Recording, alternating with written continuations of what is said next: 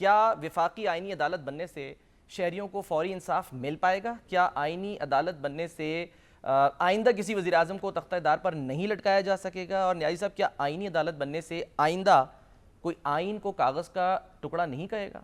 बहुत बहुत शुक्रिया सलमान साहब। देखें, कई बातें हैं, कुछ चीज़ें तो बिलावल साहब ने जो कही हैं वो एक तकरीर का एक अपना एक हुस्न होता है और उसके जो कंटेंट्स होते हैं उनकी ज़ेबाइश आराइश के लिए आप कोई थोड़ी बहुत उसके अंदर लफाजी करते हैं और उसको जो है उसके ये फ़िक्रों की साख का जो है साख बनाते हैं ताकि आपका जो असल जो कोर इशू है उसको फोर्सफुली आप जो है फैला सकें।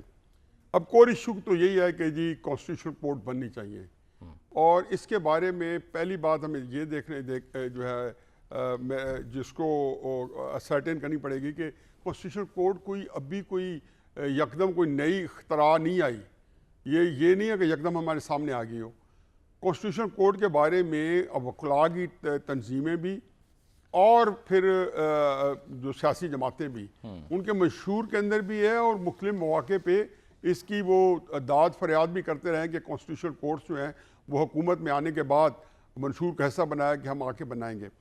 अब क्राइसिस ये है कि कॉन्स्टिट्यूशन कोर्ट जो है उनके गैर मौजूदगी में जो आइनी जो फैसले हुए, ख़ुसूसन आपने जो सरसी जिक्र किया कि 2 वज़राए आज़म जिसमें एक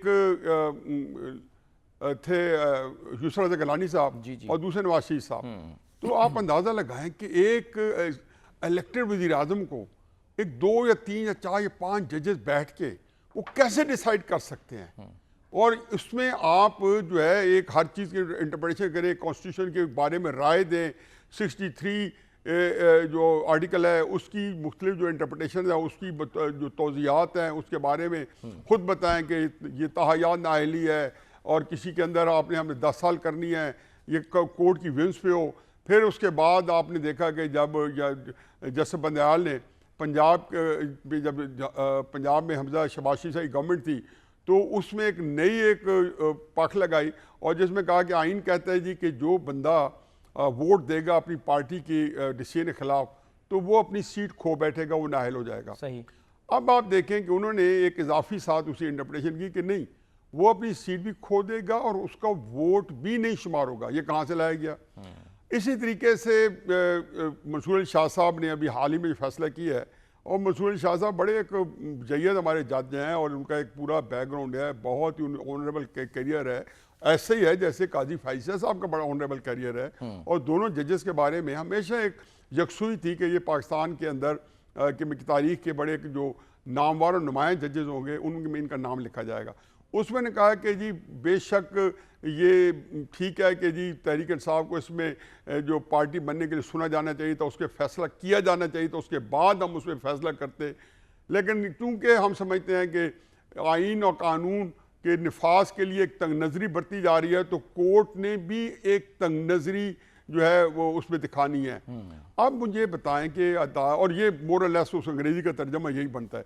अब जब बताएं कि इस तरह की चीज़ें जो होती हैं वो एक ऐसा माहौल जो है उसमें मुतनाज़ बनाया हुआ है कि इसमें वो कहते हैं ना कि जंग में जो सबसे पहली जो कैजुअलिटी होती है वो सच होती है और ये पहला जो लेकिन न्याजी साहब यहाँ तो ये समझ नहीं आ रहा ना कि सच जो है वो किस तरफ का माना जाए। दोनों तरफ से ये कहा जा रहा है जी हम सच्चे हैं, हम सच कह रहे हैं।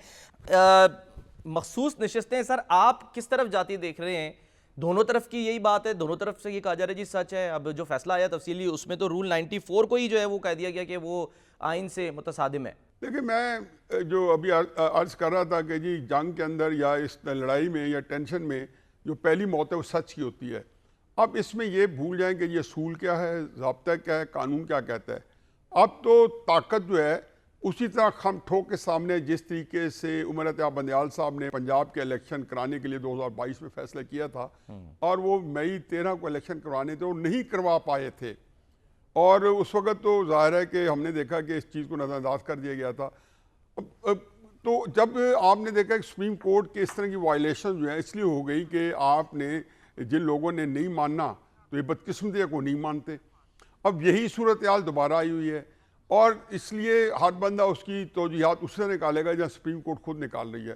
तो मेरा अपना ख्याल है कि जो मखसूस नशिस्तें हैं वो तो तहरीक इंसाफ को बिल्कुल नहीं मिलेंगी। नहीं मिलेंगी।